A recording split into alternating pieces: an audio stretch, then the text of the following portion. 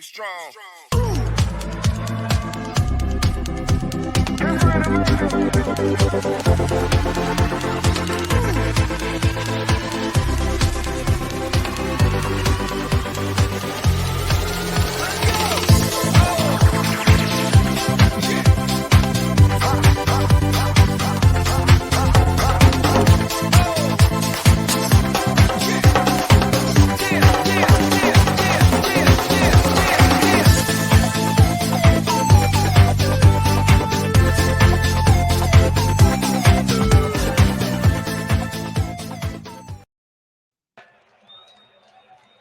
And the 3-2.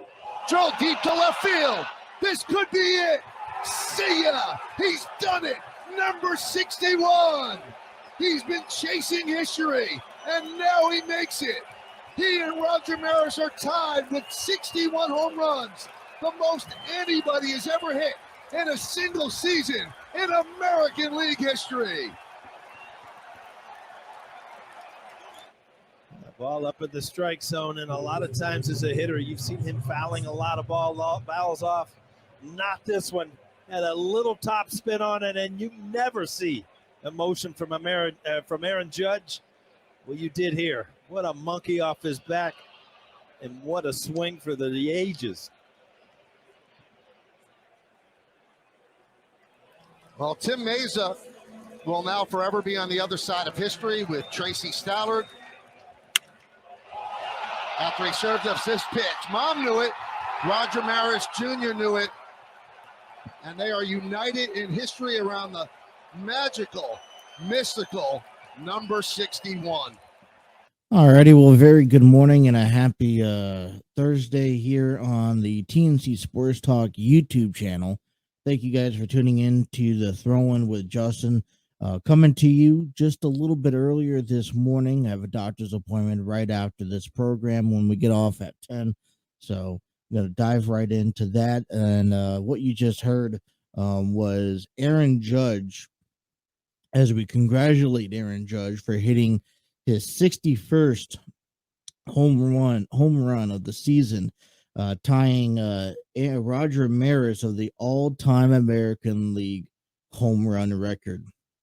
You know, there's a few games left, and I think it, without further, to say, it's kind of all followed into place this season. You know, we're sitting on our hands, waiting for Albert Pujols to hit number 700. We're sitting around waiting for Aaron Judge to hit number 61. Obviously, now we're waiting for him to hit number 62. And with a handful of games left, that still very well could be possible. But, I mean, overall, Aaron Judge, what an incredible year. A lot of things to remember this year by so far in Major League Baseball. And it's just like, well, postseason's here. Is why can't you love this game? I think we told this, previous at times on this program, that baseball is a difficult sport to watch. All right, the longevity of it, and for the statistics and for the records to appear, you really have to be patient and wanting to watch in. I mean, no one, for example, like Albert Pujols, right, going to 700 home runs, or that like when Adam Wainwright and Yadier Molina surpasses to becoming the most pitcher catcher duo to face, to play with each other and have a starting outing with each other. For that is, you could time that up. All right, when's the next time are they coming out? All right, let me tune into that matchup. But when it comes down to players and at bats, like for example Judge and Pujols, you don't know when that's going to happen. So what do? Do you really sit down and watch each and every game of these at bats, or do you at least watch each and every at bat that you see?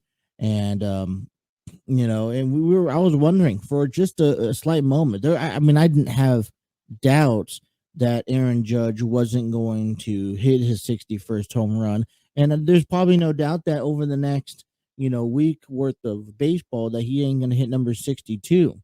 But it took him a little longer, and I think, like I said, it falls into place. Albert Pujols comes in and hits his number, hits his 700th home run against the Dodgers this past weekend. And then you had the then this week alone, middle of this week, is that you get Aaron Judge hitting at number 61. So I think today taking a lot of you know I think today you're taking a step back and kind of enjoying the world of sports, especially in baseball, as we start taking a dive and getting ready for the postseason. Now, Judge can set an AL and Yankees record of 62 home runs. And currently he's on the pace for 63, at least according to what the statistics show. So can he or will he be able to? I'm certain. I'm most certain. Obviously, his next goal is to hit 62, 63. I mean, I don't have any doubts that he could hit, but it hasn't been easy. The Red Sox, when he played the Red Sox last weekend, it wasn't a walk through the park. There was many times where he's been walked. And that's understandable. I mean, Albert Pujols has been dealing with the same thing. When you're that good of a hitter at the end of the season, a lot of players don't want to face you right now. Right? I mean, they don't want that scar of hitting a ball out of the park on their record when you're that good. So, congratulations to Aaron Judge. And we got a pretty big, not pretty big, but 2 hours episodes in for you today. We'll talk about the 4-3 loss that the Pirates, that the Reds got. Reds got swept by the Pirates, and I mean, I don't know if you're a Reds fan. I think if you're David Bell, you need to go into this locker room and just be frustrated with this organization. How in the world are you able to drop 3 games out of Pittsburgh? I mean, and all due respect, I mean, this is not the way to end off the season. And I mean, you were on the pace of finishing off a decent season. All right, a decent season in my books. There's no reason why you should have sat there and lost the series to the Pittsburgh Pirates. Now you're practically 1 game away, all right, after losing 3 from moving into last place. I mean, this is how much things could have been different. You could be sitting at the coming into this weekend at 63 wins, and hopefully that you could contend for the Cubs. I told you, there's it's about how you finish the season. Build some resume. I mean, especially you dropped the last 2 series. You got swept by the Pirates the last 2 series of the season, and it doesn't look good going into the off season. It doesn't look good going into the regular season next year. I mean, Cincinnati Reds it's frustrating. All right, you get a day off today. You head over to Chicago. You play them 6 games, 3 games on the road, 3 games at home. You're ready just to go home, ready to put it up. Okay, but so we'll talk a little bit about baseball today. We'll dive into the playoff picture like we always have, and we always looked at any particular games that we're expected to tune into and pay close attention to. But we also got to get ready for Thursday night football tonight. Yeah, the Miami Dolphins taking on the Cincinnati Bengals, and we finally get a chance to see the Bengals underneath the lights as they head into play. 2-1 on the season. Dolphins are undefeated. So, and the Bengals are going to be able to rock out the new white helmet that they're implementing this season. So on Thursday night football. So what? We'll give you our thoughts and our takes on that. I'll give you my picks like I do.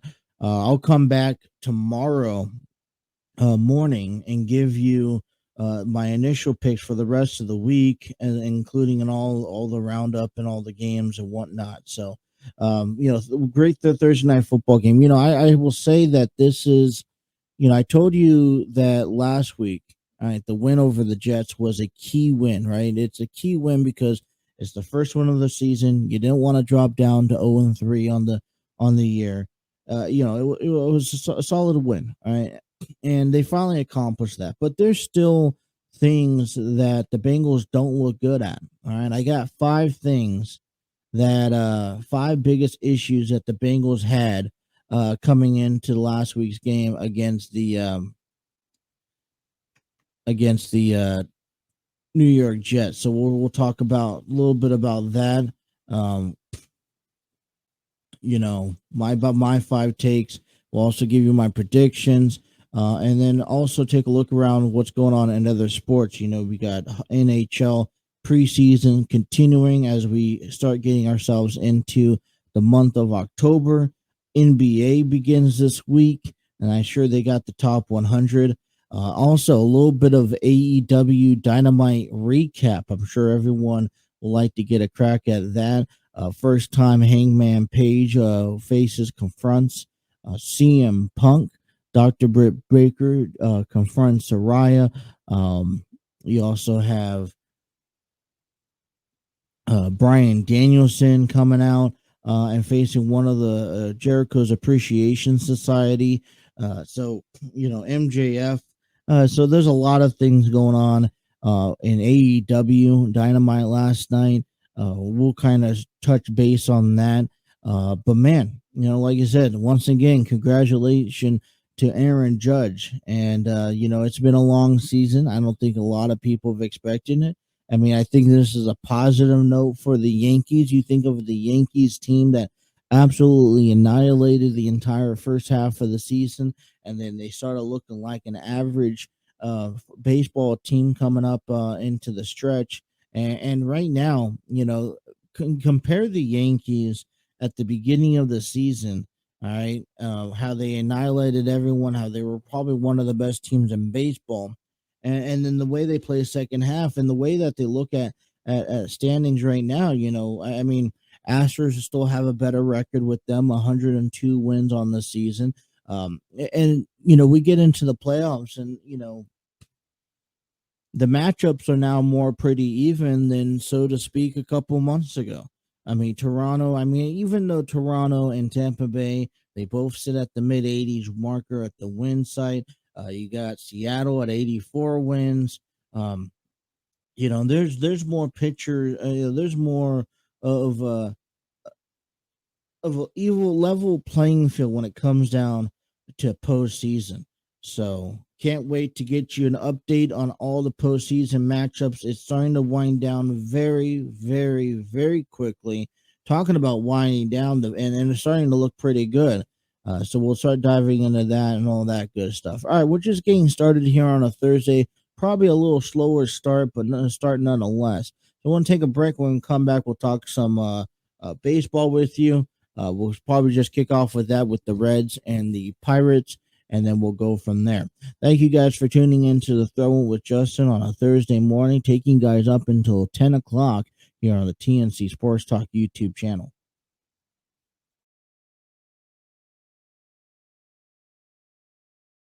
Reds, Luis Cessa, his numbers from Western and Southern. More times than not, the success for Luis Cessa really comes down to the landing of the breaking ball. He had a couple of more hits last night, Neil, and had a 4-hit game, the opening game of the series. He's backing off on balls. He's trying to hit balls the other way. Jeez, how about that? That is impressive. That's an emergency swing right there, too, Greg. That's the one where you get fooled and you just hope to foul it off. Reynolds 2 for 5 with a home run against Cessa in his career. Grounded right side. Backhanded jump throw against the grain. Alejo Lopez. He looked like a shortstop there. Cruz takes third. Well, 2 games. Andujar with 4 RBIs already as a Pirate. Cleared the bases for whipping double last night. Hit out to the notch in left center. Long run for Friedel. He can't get there. He keeps it from the wall, but Cruz trots in easily to score. Another double for Andujar, And another run batted in. The Pirates open with a 1-0 lead. 2 on with 1 out for Ji-Hwan Bae. He had 6 hits with the Mariners last year. 3-2 count now on Bay. And it's ball 4. He got maybe a break on that previous pitch. Now they're loaded for O'Neal Cruz. Line drive to right field. And look at this bullet off the wall. Another Cruz missile hammered off the Clemente wall, posting into second with a 2-run double. Pirates take a 3-0 lead. Picked the wrong spot to hit it, and that little cutout in right center field of the Clemente wall. Oh, just a few feet from getting out of here. About 4 or 5 more feet right there. And now the new pitcher DeYoung comes in, and the first batter greets him with a single to left. Kyle Farmer struck out, flied out, grounded out. Swings, he puts a charge into this deep left field. Back Sawinski, he's at the wall, looks up, it's gone. A 2-run home run for Kyle Farmer, and the Reds are within 1 in the 9th. 3-2 Pirates. And Fraley's the batter. Fraley launches to right field. He clobbered it, and the Reds have tied the game. Back-to-back jacks, the first 3 reach and score. It's 3 all in the 9th. Sometimes just that little change of pitcher makes all the difference in the world. Well, no decision for Wilson. That brilliant performance. There's 8 scoreless, 3 hits, a walk, 6 strikeouts. Get a no decision. So it's up to Newman, who does have a chance at extending the hitting streak now, needing a run to win. Line drive, center field. Mr. Walkoff has done it again. Kevin Newman races the Jolly Roger. What is it with this guy? Hello, Newman. Newman extends his hitting streak to 10 straight games. And another walk-off for Kevin Newman. And that will conclude a series sweep over the Cincinnati Reds. The Reds fall to 60-96 as the Pirates advance to 59 and 97. Both the Reds remain in 4th place of the NL Central, as the Pirates remain 5th place of the NL Central. And now it comes down to a couple of factors, in my opinion. I mean, it comes down to, I told you at the beginning of the week, avoid losing 100 games. The Dodgers are at 107 wins, and for me, it's almost contending to who can actually win the most. Or for the Dodgers, who could win, and for the Reds, who could lose the most. And my biggest concern is the last thing you need to do for the Reds organization is to move yourself to last place. Now, there's 6 more games left, 3 in Chicago, and then you come home to play the Cubs in 3 games. All right, and that's it. 6 games. There's no way that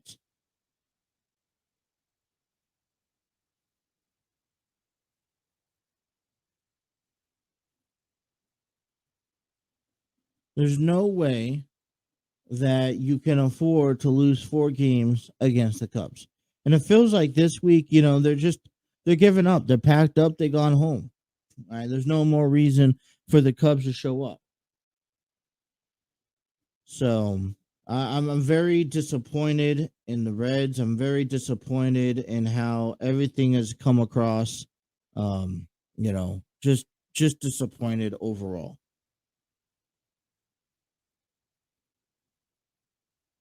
And they wrap up this series.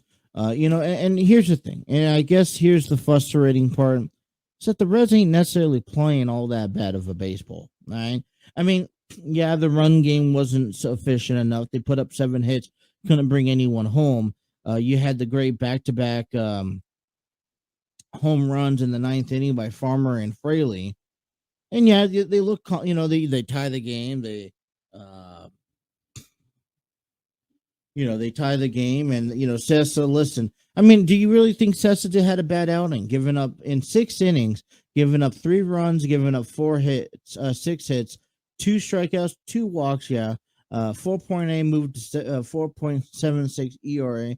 The bullpen, San Martin and Cruz, and Diaz, Diaz gave up the run in the ninth inning, but I guess here's where you got to understand how baseball works. So especially for a team that, it's just like football, right? Defense needs to prevent from giving up no more about 20 points. I think that's an average, right? Because you need to give the offense the ability to score more points than the defense.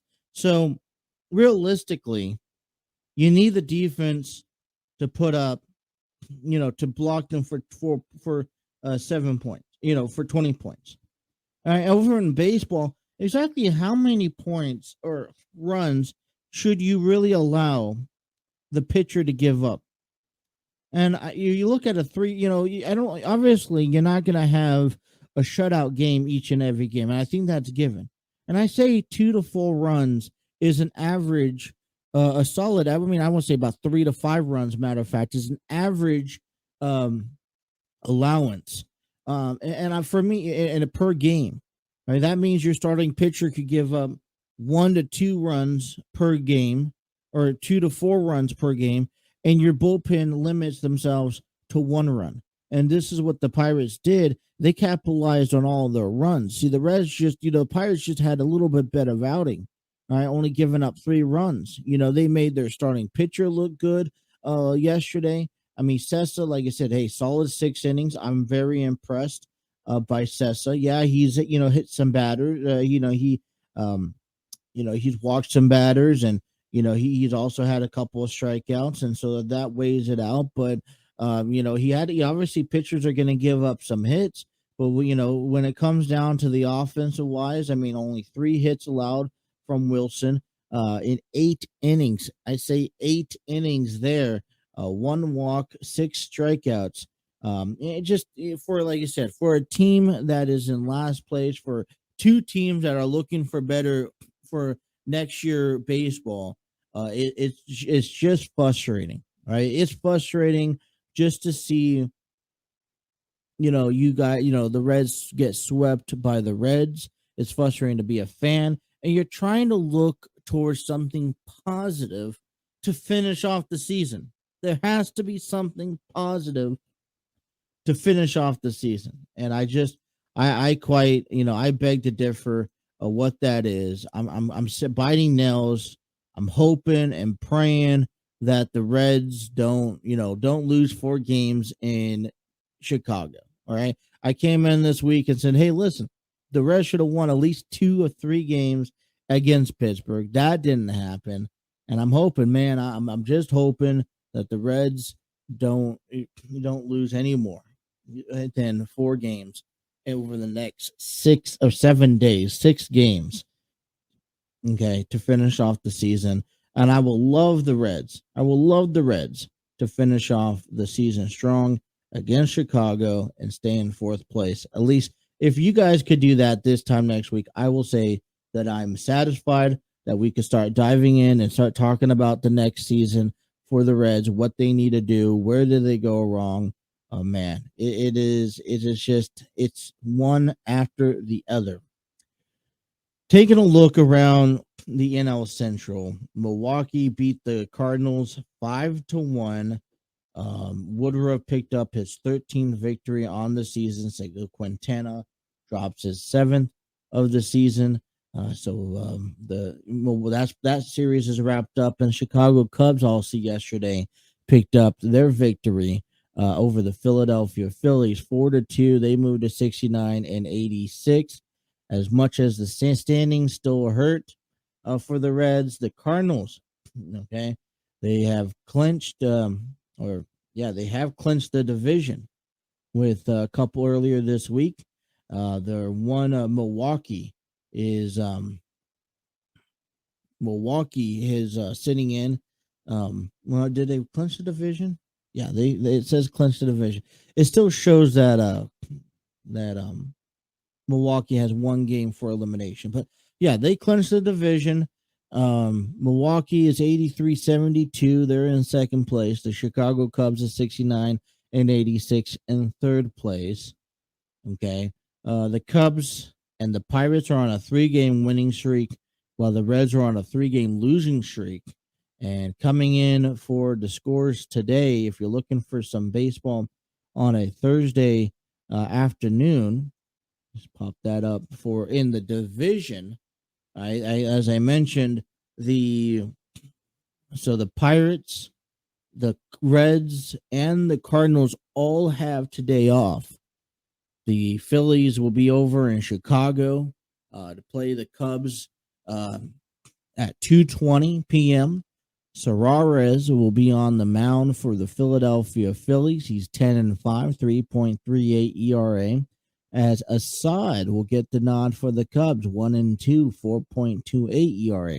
They will wrap up their series today, and Milwaukee will begin their 4-game series against Miami. I believe it's a 4-game series. I want to double check before I give you any information. Yep, 4-game series. They will begin their 4-game series tonight. 7:40 first pitch. Garrett is on the mound for Miami. 3-6, 3.52 ERA. Eric Lauer will get the nod for Milwaukee, who's 10-7, 3.96 ERA. As Milwaukee still hangs in. For Milwaukee, they want Chicago to beat the Cubs, or they want Chicago to beat the Phillies. My mistake. And take on, and the Milwaukee wants to win. And here's the thing. We take a look at the wild card in the National League. The Padres lost against the Dodgers last night in a extra inning fashion. All right. And they will face them again later on today. So that's been a good series, a 1-1. And, I'm praying for the Padres to kind of win. That's kind of been their struggles all season long. So, they're 2.5 games above Philadelphia. Philadelphia sitting at 83-71. Milwaukee is 83-72, a half a game back of the wild card. So what does Milwaukee want? Well, obviously they want to win, beat the Miami Marlins tonight, and they want Chicago to beat the Phillies today. If that's the case, Milwaukee can be currently sitting this time tomorrow as the 3rd spot in the National League wild card. Okay, so that's starting to look pretty exciting. We know that the Dodgers have clinched the first round number 1 seed. The Mets have clinched the 2nd seed. The Cardinals are in the 3rd seed. Braves are in the 4th seed. So we're just looking for 5 and 6 here in the National League. You got 1, 2, and 3 already set for the division leaders in the American League. No race yet. It looks like the Astros are going to tackle on that number 1 seed. It looks like the Yankees most likely will be number 2 seed, and number 3 seed will be the Guardians. Toronto Blue Jays are 2 games above in the wild card, sitting at 87-69, and then Tampa Bay will be a half a game above the wild card, 85-70, as Seattle at 84-70 holds that last spot. Now the Baltimore Orioles, 4.5 games back, 80-75. I think let's just stop and take a moment before we cut the break. Just how good, how impressive both the Mariners and the Orioles. They had that stretch in the middle of the season. I think they were very solid. They were entertaining, and man, I was very doubtful of both Seattle and Baltimore, especially Baltimore, to having any such of a winning season.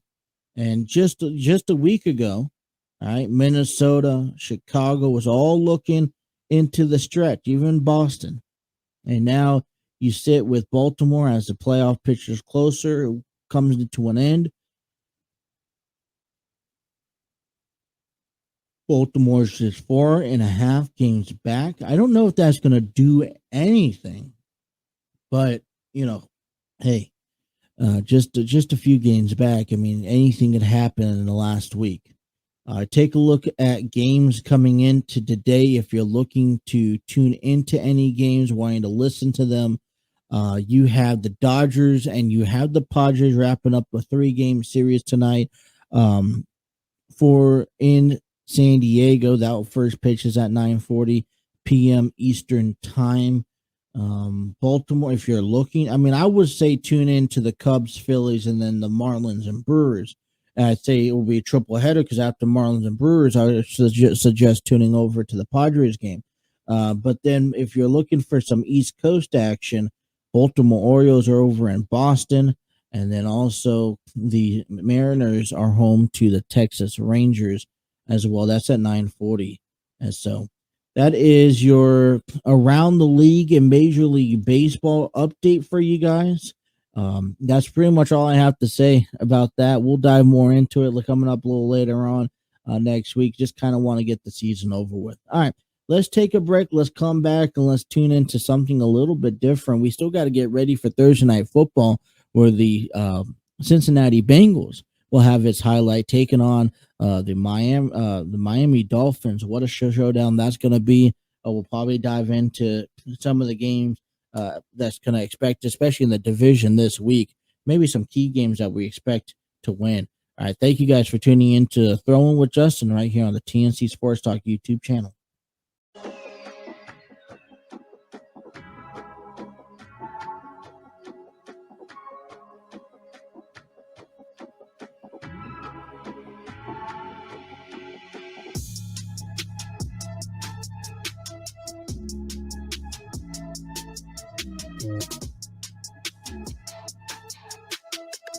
8:45 here on a Thursday morning on the TNC Sports Talk YouTube channel. I'd like to give a big shout out to StreamYard Studios, the proud home of this TNC Sports Talk YouTube channel here. All of our shows is given to you through StreamYard Studios. Create your podcast, YouTube videos, virtual business meetings, and even conduct interviews through StreamYard Studios. Check out StreamYard, the free option today. They have a free version. Check them out at StreamYardStudios.com.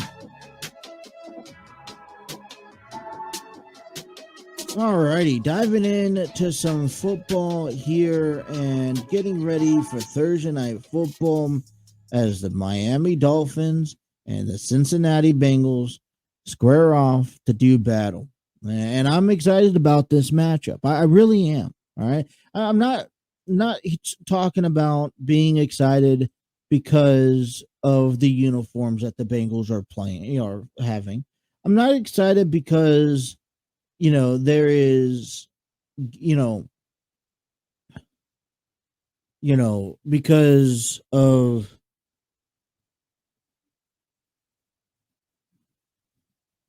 I don't know. I'm excited. I'm not excited for the way that the Bengals played last week. I'm not excited because of the Bengals having a home game on Thursday Night Football and they get to wear the white uniforms. I'm excited about this game because this is an opportunity. You talk about for the Bengals, and maybe if they didn't start, the season off 1-2 or 0-2 on the season. I would say that, hey, would be a game that I would, that would be confident in. Obviously the season did not start the way that we wanted the season to start. And it's disappointing because while we try to come over and figure things out and figure out how we're going to put things together, right? And how are we going come up with the winning season? You got the rest of the AFC North tackling on the victory, the changes, and they continue on their season. So when we look at this matchup, and I think this is a matchup that I'll look into right now, the Dolphins, let's look at the rankings that these teams have. The Dolphins are ranked number 13th in offense, as the Bengals are ranked number 20. Or in 20, what is it? Okay. You got the defense are on 20 for both. And the passing, the Bengals are ranked number 14th, and the Dolphins are ranked number 4. And rushing, 20th overall, taking on 31st. So what do we know in this game? All right, what do we know? Well, we know that the Dolphins can pass the ball and that Tua can pass the ball. And let's look into that. Right? Let's look into it. Tua Tagovailoa, 71.3% in completions per attempts. He has 925 yards, 8 touchdowns, 2 interceptions. You take a look at Joe Burrow. He's at 64%, 812 yards, 6 touchdowns, 4 interceptions. This isn't the humidity that we've been that the Dolphins have been having to get some luck in the last couple of weeks. Right, this wasn't the humidity that the Bills had to go into last week. This wasn't the humidity in Miami that the Patriots had to go in back in week 1. They got to come out here. It's going to be cold. I mean, it's been cold the last couple of days. Let me just check that. I mean, for game time, which is supposed to be at 8 o'clock, it's supposed to be 55 degrees. How chilly is that supposed to be tonight? So really, some implement change rather. But see, just because the Dolphins have adjusted to the change, to the weather change, doesn't mean that I'm not certain that the Bengals have also adjusted. It just recently got cold. So, last time they met, Miami beat, and this was during the preseason, August 28th of 2021. Miami wins 29-26. Now things have changed. So we dive into this, all right? Because it's interesting to look into. What are the key targets? Right? We know the defense are going to be equal, right? The defense are going to be equal, and I'm sure, hey, the Dolphins are going to be able to shut down the pass game, right? Now, hey, they're 31 in the rush game. The first thing that comes to my mind when they're ranked 31st in the rushing game is that your defense are going to stop the rushing game, right? All right. When it comes down to the defense, I think ranked number 20, I think this would be a perfect opportunity, all right, head on, one-on-one, to put Nick Nixon in that rushing route. All right. He's only had 58 attempts, 163 yards, and no touchdowns. One of my goals that I would like to see coming out of this game is Nixon getting his first rushing touchdown on the season. That's what I want to see. I think the matchups are pretty level. All right. The Dolphins are going to have, they're going to have their own takes on, the passing. And I think that's going to be a struggle. What does that mean in order to get Nixon to get a touchdown as a running game? They need to establish the running game, period. All right. I wouldn't go for the passing game so far because, I mean, let's face it. There's only a handful of touchdowns in the first couple of weeks. Jamar Chase, 21 receptions, 212 yards, and T. Higgins, 13 receptions, 191 yards. I'm not necessarily looking too deep into that, right? All right, third down efficiencies are both sitting about 40%. So, and allowing third down efficiencies, Bengals are a little bit lower than them, 32% to Miami's 40. So I'm kind of up in the air with this one. I don't want to go against the Bengals. I think this is going to be an even matchup down the road. All right, I really believe that come game time in the 50s. This is going to be a nice. This is going to be a good game. All right, the Dolphins players are not used to coming down to the cold. This will be the first of several games that Cincinnati is going to get played in the cold tonight. All right, there's plenty. I think the Dolphins have a little bit of edge over the passing game, but I mean, I think you still have to give the advantage to Cincinnati being at home. So what do you guys think? Who do you guys think is going to win? Will Miami Dolphins remain undefeated by tomorrow morning, or will Cincinnati be at 500, handing Miami Dolphins their first loss on the season? I'm pretty excited for this game. I'm going to be rooting for the Cincinnati Bengals, and therefore, okay, I don't know. Maybe I should tell you here in a few minutes as we take a look at what else is going around, at least in the AFC North. All right, so as we take a look into the AFC and we take a look into these two games, right? The Bengals coming from the north and the Dolphins coming from the east. All right, let's take a look at what the division has to hold. The Browns, who's coming into this game 2-1, will be facing the Falcons, who are 1-2. Now, listen, Jacoby Brissett, man, he's something else. And I'm very excited to see Jacoby Brissett in action. Matter of fact, for the fact that the Bengals ain't playing, I'm hoping that the Browns get on television because I want a nice, clear look at what Jacoby Brissett has to offer. And I haven't really gotten a chance to sit down and watch the Browns because I haven't thought anything of them as of late. So that's one of the games going around. When we take a look at these two teams tonight between the Dolphins and to the Bengals, and we look at the games looking forward to for week number 4, Bills and Ravens, divisional versus divisional. I mean, hey, listen, the East taking on the North. That's going to come up again, and I think it comes up again also in the 4th team because you have the Jets taking on the Steelers, both 1-2. That's going to be Joe Flacco versus Mitchell Trubisky at home.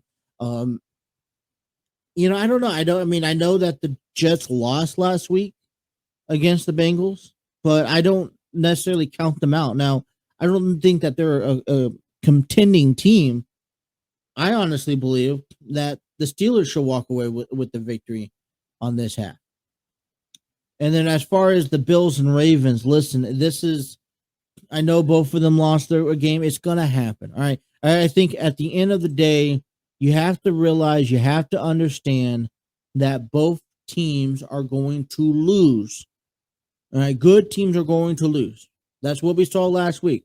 We saw the Bills. We saw the Chiefs lost. Right. It's how you come back from that loss that is going to say more about you. And so my question is that will Josh Allen and the Bills be able to bounce back in Baltimore to beat the Ravens? Or will they allow Lamar Jackson to have another MVP game like he did the last couple of weeks? And but not least, the Patriots 1-2 going over to Green Bay. And I strongly feel that with Aaron Rodgers and the Packers, I'm confident that they're going to probably be lights out when it comes down to games at home. Now it's a different story when they're on the road, when they have to deal with the road pressure. I mean, we saw a little taste of that last week against the Buccaneers, but as the season progresses, Aaron Rodgers, I think the key thing with Green Bay is that Aaron Rodgers has to deal with a whole bunch of young receivers. Now he gets to shape them any way he wants, and I think that's great, but he still has to deal with that. So that's going to be a good game. I'm avoiding predictions for Sunday's game. I'll give you some of the Sunday's games tomorrow. I'll give you all Sunday's games tomorrow, and I'll give you my predictions tomorrow. But when it comes down tonight between the Bengals and the Dolphins, man, I still think it's going to be a good game. All right, good game. And I'm going to go ahead and stick with those Bengals. I think it's a pretty even matchup for the Bengals to come in, handle business, pick up the first game win of the home stretch, right? Handle this is kind of like the first steps of getting the Bengals back to where they need to be. And a win like this will do so much for the Bengals. But if they lose, we're back to where we were as if we're 0-2. All right, hour number 1 is completed. We want to start transitioning into hour number 2. One of the things we can look into, we'll talk about AEW, Dynamite, and much more. Stick around.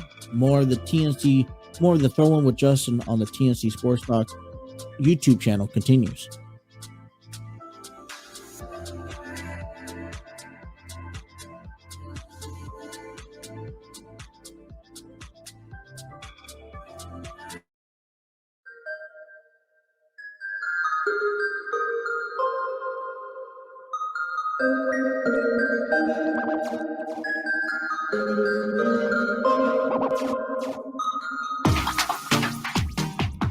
All righty, hour number 2 kicking off here on a Thursday morning, 9:05 here. Thank you guys for tuning in to the TNC Sports Talk YouTube channel. If you guys miss any episode, please make sure to come back and rewind, re-listen, rewatch. Hit that like, share, subscribe button. Press on those notifications. Don't miss a single episode. Also, you guys can take us on the road with you by downloading Spotify, iHeartRadio, Spreaker, Google Podcasts.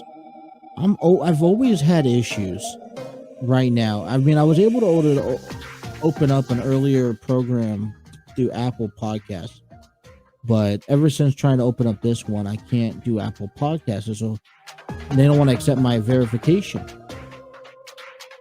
So trying to still work on that here. Working on some games this weekend and all that fun, good stuff. So hopefully we get to that by the end of today. PGA Tour continues September 29th today through October 2nd. Sanderson's Farms Championship in Jackson, Mississippi. Country Club of Jackson. Purse is worth $7.9 million. You guys looking to get yourself into that. Taking along the leaderboard coming in and for just the top rankings, a number ranked tied for first. You got Jason Duffner and Denny McCarthy. Then Adam Hardwin is in third with Brandon Wu, Max McGreevy, Hayden Buckley, Mackenzie Hughes, Andrew Putnam, Vince Whaley, a whole bunch of others. So, hey, golf season is still getting close around. Trying to make their case for the Masters and all that fun stuff that headlines here. That's going to kick off in April. All right. It's kind of getting around to the world of sports here. We'll talk some AEW here in this hour. I want to go over what happened on Dynamite last night. As listen, it's a little stealth, in my opinion. This is the aftermath of the Grand Slam week, and we knew a couple of things going around. We knew Hangman Adam Page going to be taking on Jon Moxley in a couple of weeks. So, excuse me. You got this Luigi guy from New York. It's just funny as hell. It's cold outside. Very cold. Hopefully you guys stay warm. All right, NBA is coming up here and tips off in the preseason tomorrow. Tomorrow's actually, let me pop that up. Tomorrow, we got a special score. I don't know why. We got the Golden State Warriors tipping off at 6 a.m. tomorrow morning against the Washington Wizards at the Saitama Super Arena in Tokyo to kick this season of NBA off. And man, I don't, listen, this is kind of some treading water. I'm going to say that. I want to tell you it's a little of treading water to get into when it comes down to the NBA. I've always, I don't have a problem getting into it. I don't have a problem talking about some of the stories and looking into everything. But, listen,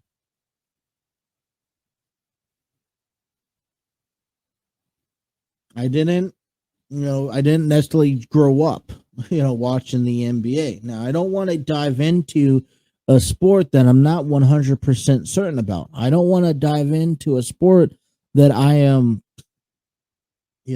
I'm at the top, top ends. But, there's a lot of things that are coming out here. Some of the big questions that I think, I'm going to start looking into. And between now, I think October 19th is the beginning of the NBA season.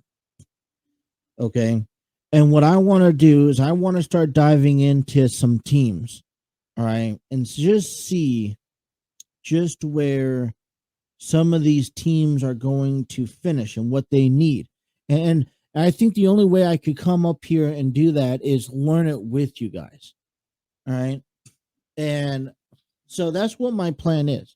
I'm planning to take all the teams before the preseason. I'm planning to just skim through all the teams and kind of see, are they expected to have a good season? Are they expected to have a bad season? Are they expected, are there certain players to watch out for? I'm always, I've kind of been notorious for, all right, I grew up in San Diego, so it was the Clippers and the Lakers. And then, I was always fascinated with the Lakers and Celtics series, but that was over a decade ago. Yeah, I tell you, it just hasn't hit the same. I was definitely caught off guard to see Ime Udoka suspended for the season, heading into this year. And I don't know just how much of that's going to impact this season and how the Celtics are going to end up this season.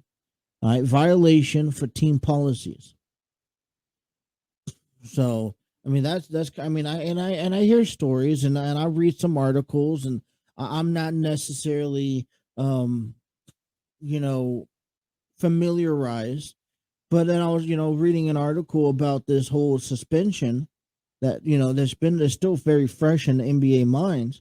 A lot of players, Marcus Smart, Jason Tatum, were very, very surprised. Tatum explained that he found out on Twitter like everyone else, while Marcus Street noted that Udoka had recently visited him in Los Angeles, which gave him a sense of the offense and was moving along normally.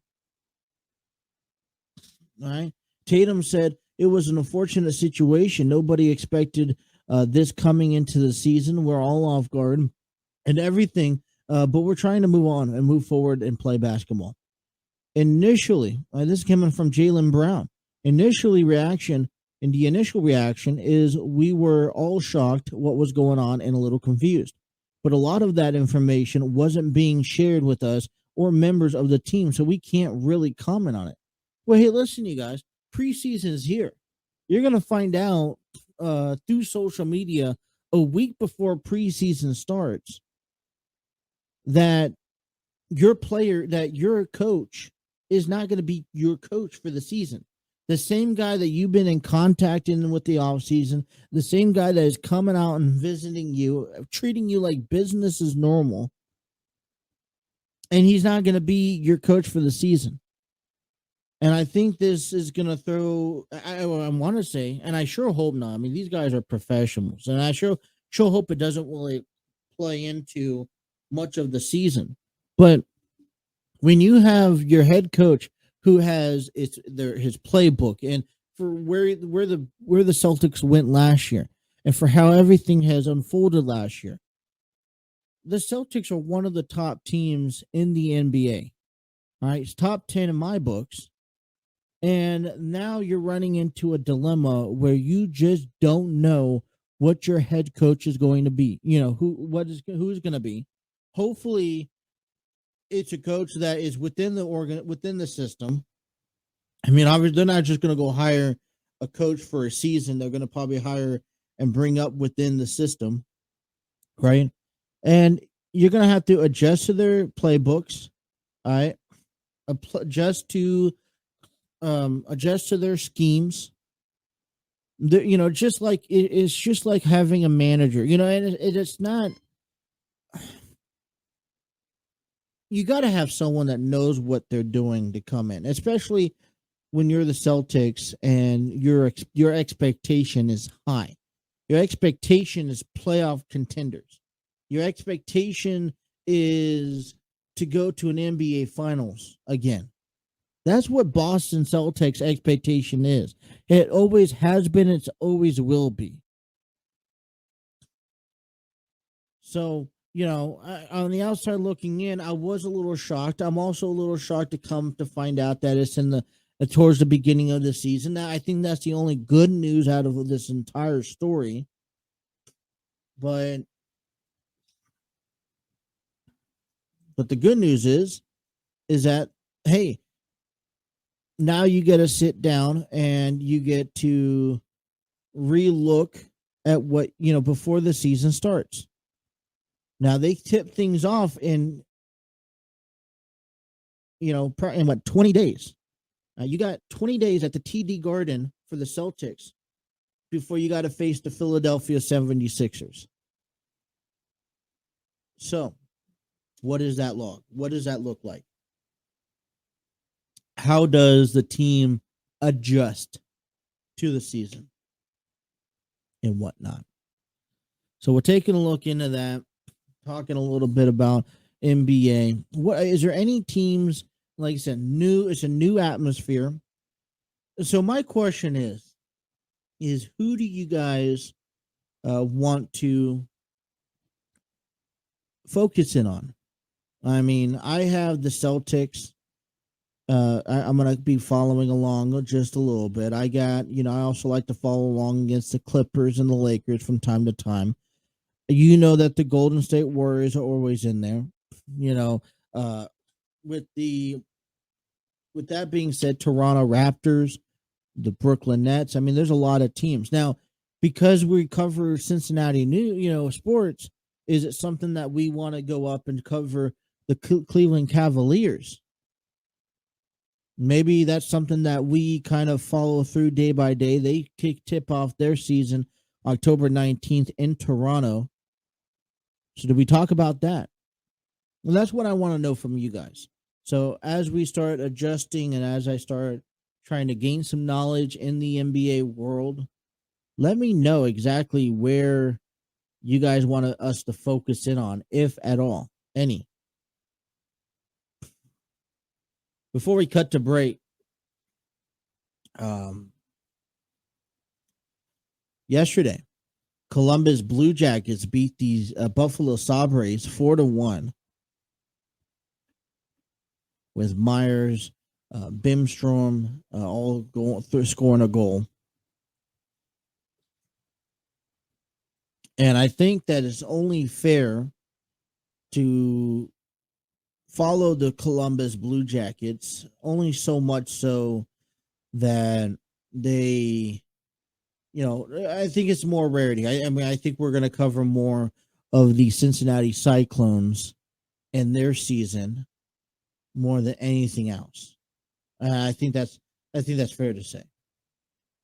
So this is the preseason after picking up their 4-1 win. All right. They were 37, 38, and 7 overall last season, 6 in the rankings. They lost back on the 25th against the Penguins.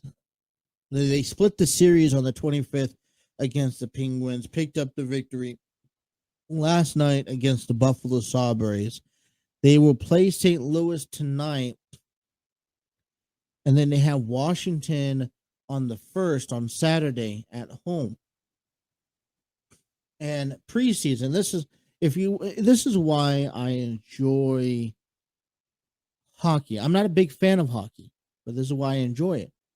Starting tickets, if you're looking to go to a Washington and Columbus Blue Jackets game, starting off at $6 per ticket.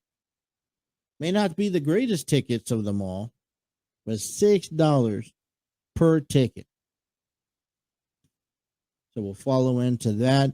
Coming into tomorrow as we get into, I want to go over starting Monday. What I want to do is starting Monday is I want to start breaking down 20, starting Monday, what we're going to do, okay, before we get a break, is Monday we're going to do from 100 to 80 top NBA, and then from 79 to 60, and then from 59 to 40, and then so forth until we get to the top 100, which should hopefully conclude by the end of next week. All right, let's take a break. Let's come back and dive into the Dynamite, AEW Dynamite, which was last night. And we'll talk a little bit about that and finish off getting you ready for the Bengals game here on the TNC Sports Talk YouTube channel.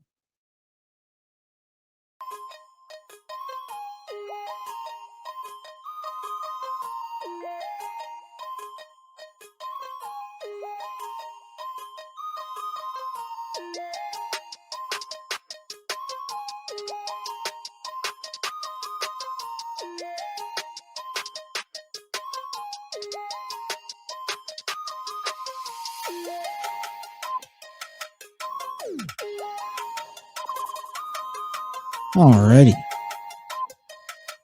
9:27 here on the throw-in, taking you guys up until 10. We'll be back again tomorrow morning to give you our weekend thoughts and give you guys ready for the weekend on a Friday. A lot of things going on there, but before we could get into that, we got to start talking about some AEW Dynamite.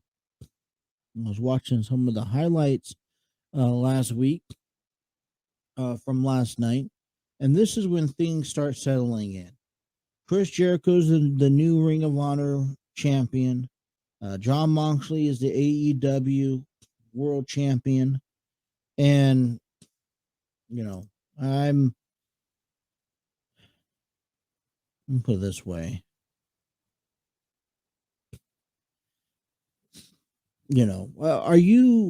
What were your thoughts on AEW Dynamite last night? I thought it was a little, not as, I think, whenever you have a big week like Grand Slam was last week, I think it entails and entitles to kind of a down streak. But a couple of things that I wanted to point out in AEW, especially out of some of the athletes. For one, we got to hear from Saraya claiming that this is her house. This is, what this is where she belongs. And I strongly believe that this is where she belongs. There are certain athletes that, as you get older, you could go for 2-3 weeks on end, and then you could go, competing inside the ring, and then you need a month off.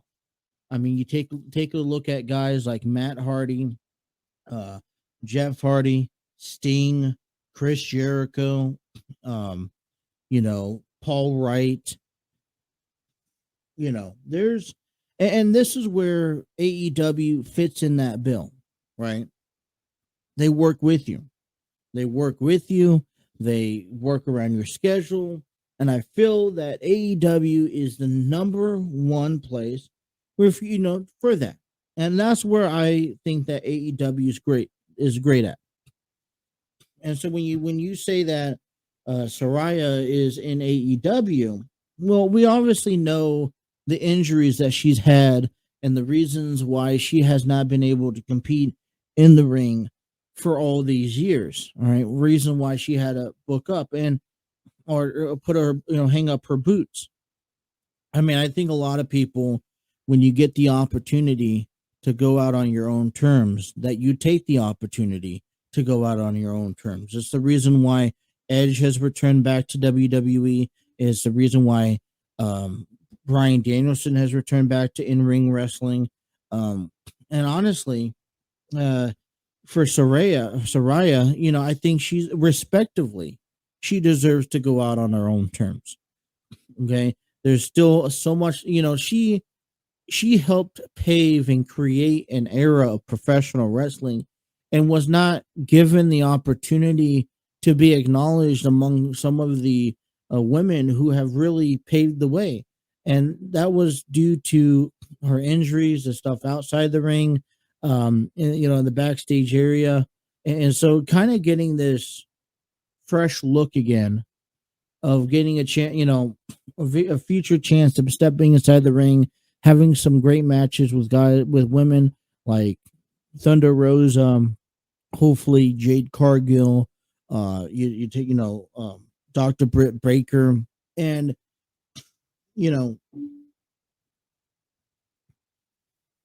I'm how do I put this? Like I said, this is where AEW fits for her.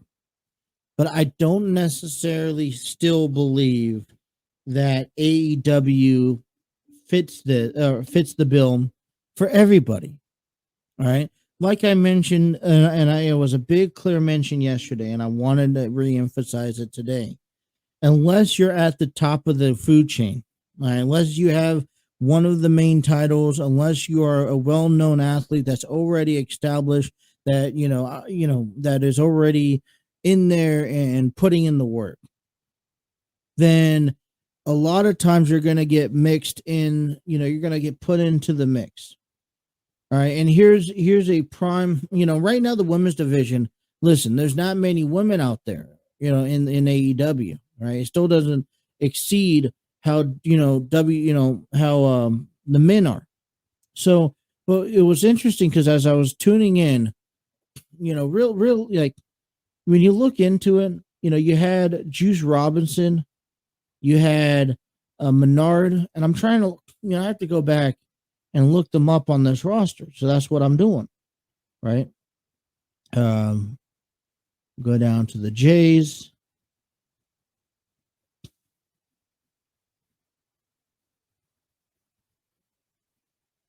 Matter of fact, if I could find him, I had to find him first. Well, let's take Daddy Magic, Matt Menard. All right, I'm going to go to the roster. I'm going to go down to Matt Menard. If I could find him. He's somewhere. Bear with me.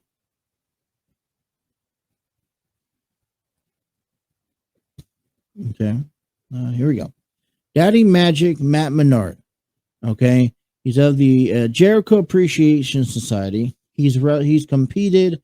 He's 5-0 in tag teams. He's 3-2 against trio champions, and his career is 23-10 in AEW, and he's 11-3 so far this year. So he's competed 14 times in the ring this year alone, and that's about 3-4 times a month. That's about 3 months of the year. All right, so he's working just a little over 3 months a year. He faces Bryan Danielson last night on Dynamite. And, it was one of the guys I was mentioning in part of this whole, who are you? Who is he? Type of, type of scenario. So my point is, and then you take a look at Rock Hard Juice Robinson. All right, let's take a look at Juice Robinson. We got to go down to AEW roster. I'm going to go down to the Jays. All right, I'm in K, Jungle Boy, John Moxley. I don't see Juice Robinson. All right, so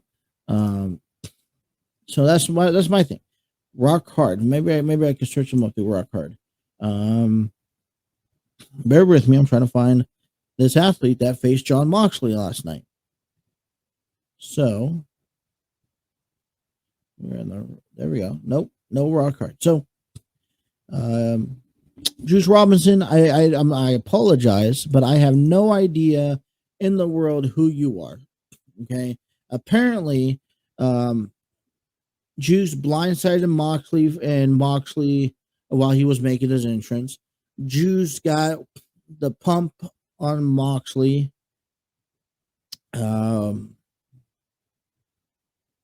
Moxley was rocked. So my thing is that Juice Robinson, I'm sorry, but I don't see you on the AEW roster, which therefore tells me a few things. All right. One, Moxley doesn't. One for one. All right. These guys that are on the AEW roster are not getting promoted, are not getting the television time that they need. Here's a good idea. About a year earlier this year, Lance Archer had some incredible matches with Hangman Adam Page. Now, it's just ironic how Hangman Adam Page is the new AEW champion, but where is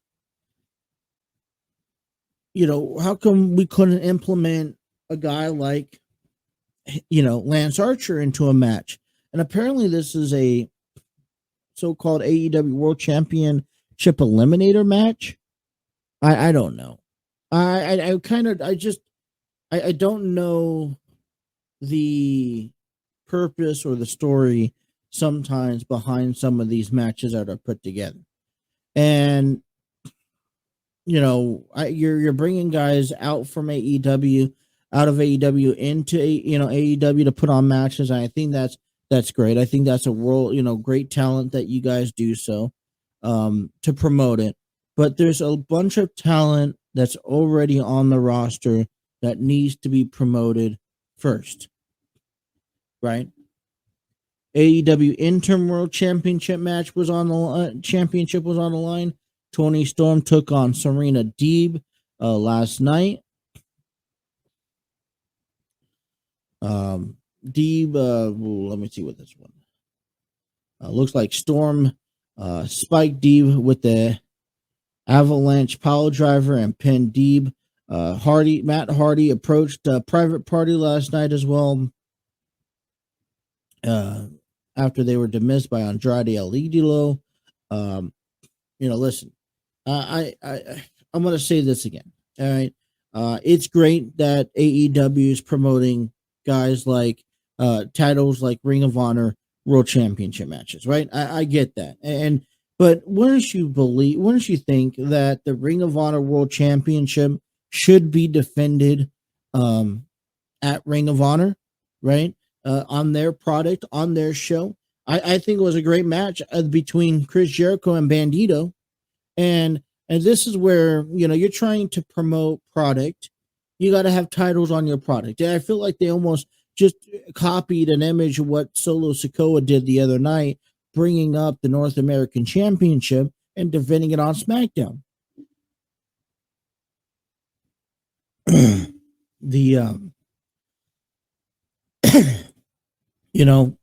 Overall, it wasn't a bad show, in my opinion.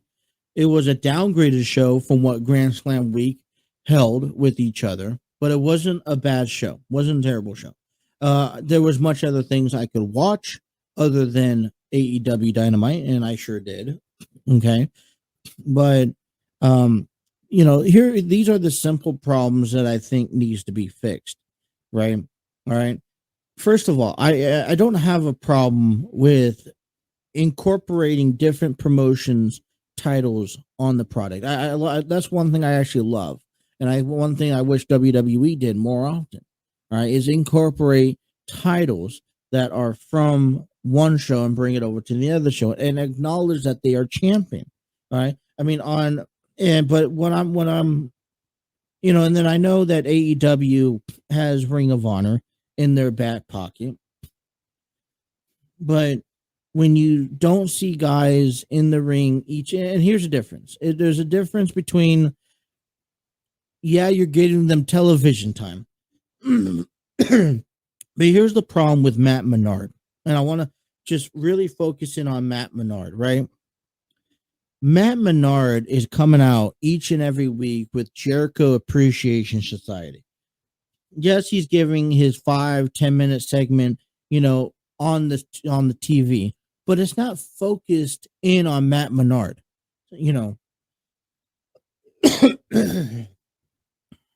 And unless you already know who Matt Menard is, then whenever he gets thrown into a match maybe once a month, right, every couple of weeks, then you really are uncertain on who you're watching.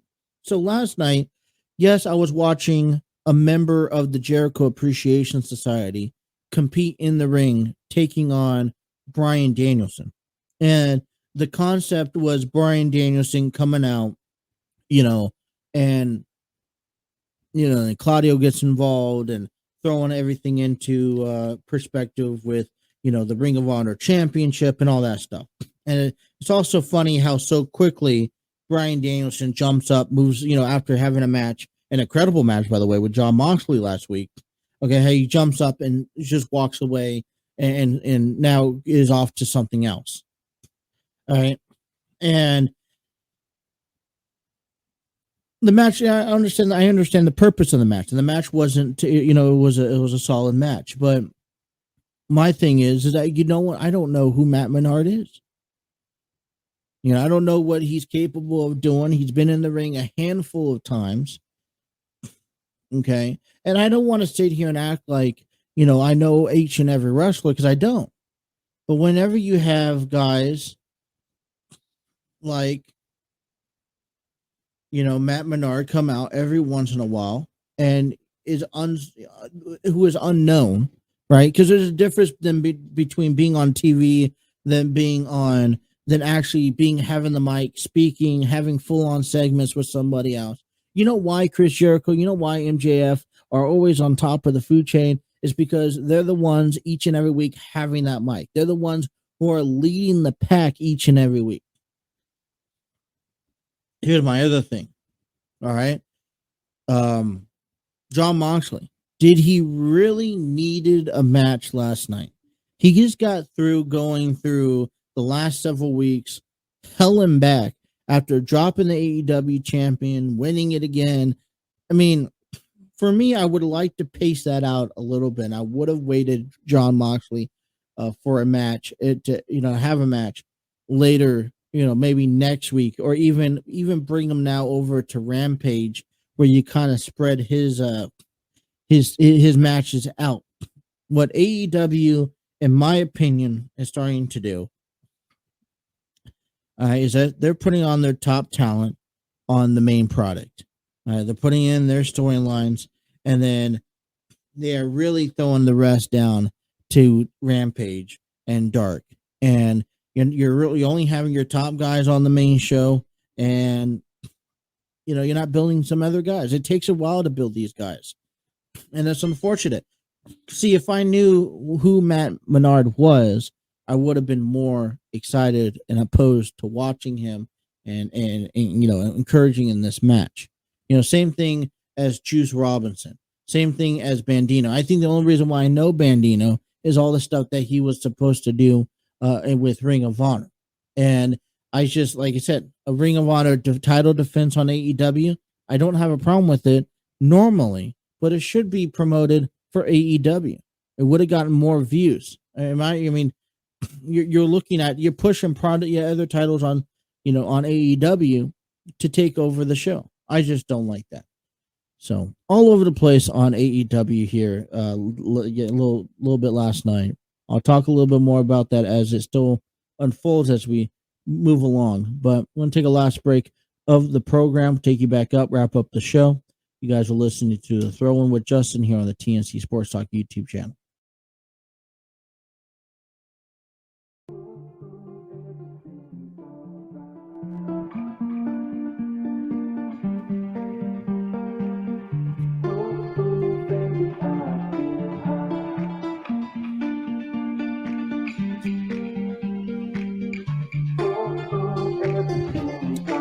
Discover your world-class artists, composers, and bands. Find the perfect soundtrack and give your social media accounts the music they deserve. Epidemic Sound is a proud TNC Sports Talk is proud to be using Epidemic Sound for all the music that you listen to here on the program. If you guys miss any of today's episode, don't worry. You guys can head on over to Spreaker, Spotify, iHeartRadio, and more to find this podcast. As I told you guys earlier, I was having a little trouble. I've been having trouble trying to put it up on Apple Podcasts. I'm still working on that. I apologize, you guys. But listen, if you guys miss it, you guys want to take it on the road with you guys, download us on Spotify, Google Podcasts, Spreaker. I want to give that's all thanks to Spreaker.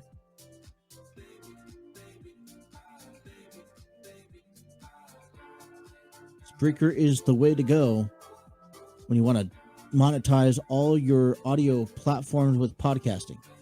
Check out Spreaker.com for more information.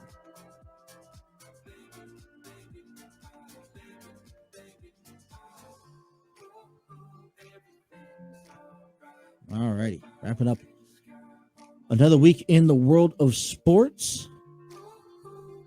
Heading into the weekend, the Reds day off, probably well rested. Hey, listen, you needed a day off. You're gonna get a day off. I say, simple.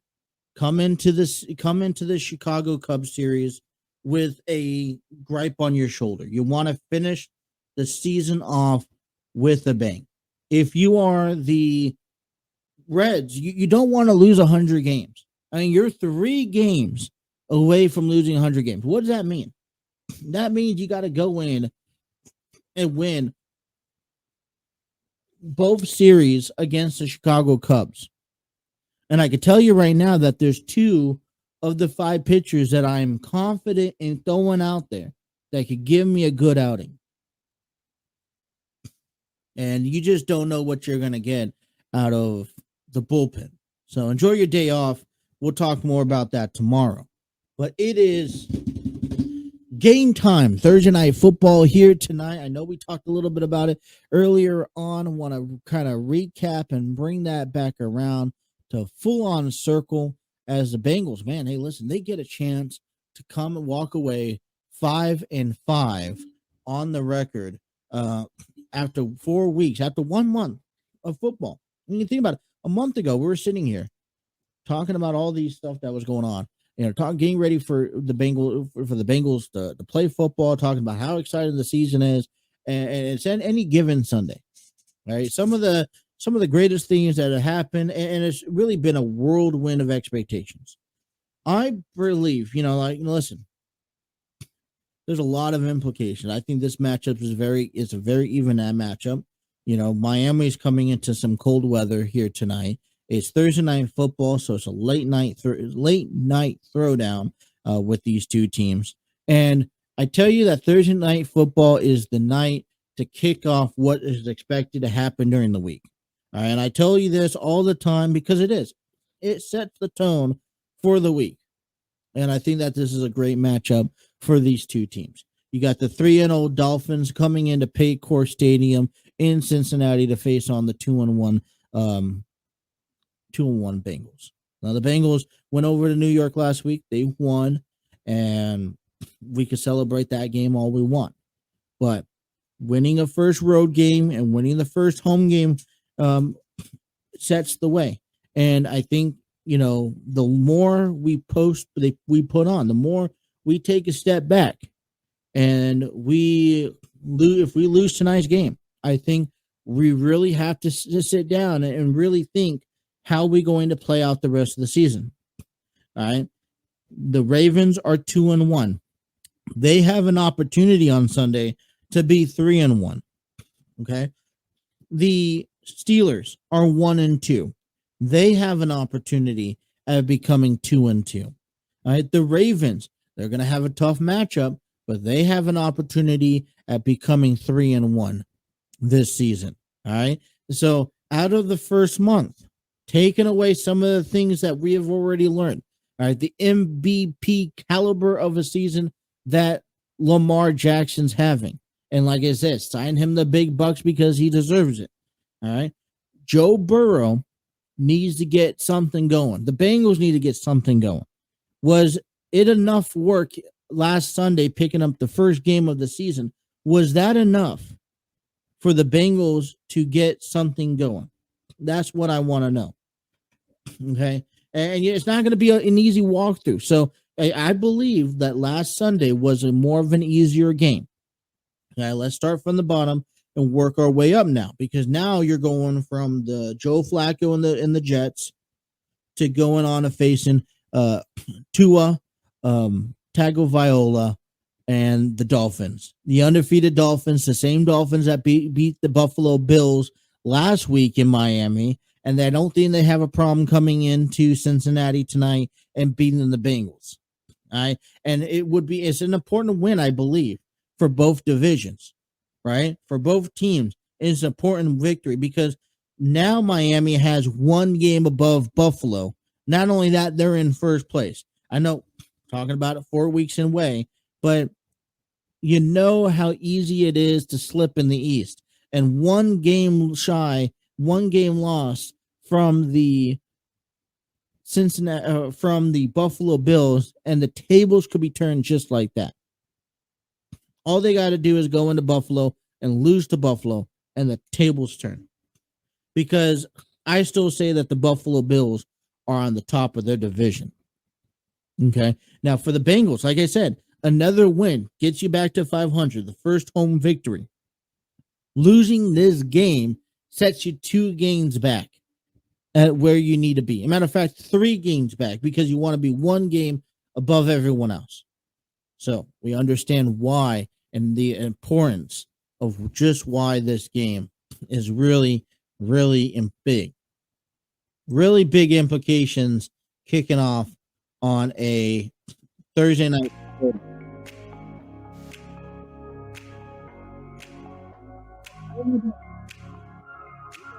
Excited about Thursday night football. We will come back tomorrow. I got the Bengals. I'm going to go out there and say I got the Bengals winning this one. I think they got the home field chance, and I'm going to root for the Bengals. And that's it. Point blank period. Am I correct? We'll find that out tomorrow. All right. Give you a sneak preview of what tomorrow looks like before we sign off. NFL predictions, week number 4. We'll talk about some of the key highlights in the game. We'll take a dive into high school football around town. Western Brown. Okay. Archbishop is on top still. Western Brown up there. Beechwood is back at it again. I believe that tomorrow night's a really big game with Beechwood. And we'll talk about that. We'll dive into it. We'll take a look at where the Cincinnati Bearcats play and who they're playing, as well as what to look for in Major League Baseball's weekend. As we finally, last weekend of the regular season, this time next week, we will know the playoff implications. We will know who will be in the playoffs and the matchup. And we'll dive into get you guys ready for Friday Night SmackDown. So, busy day. Let's wrap up the week tomorrow. We'll be back about 9 a.m. Thank you guys for tuning into the Throw-In with Justin here on the TNC Sports Talk YouTube channel.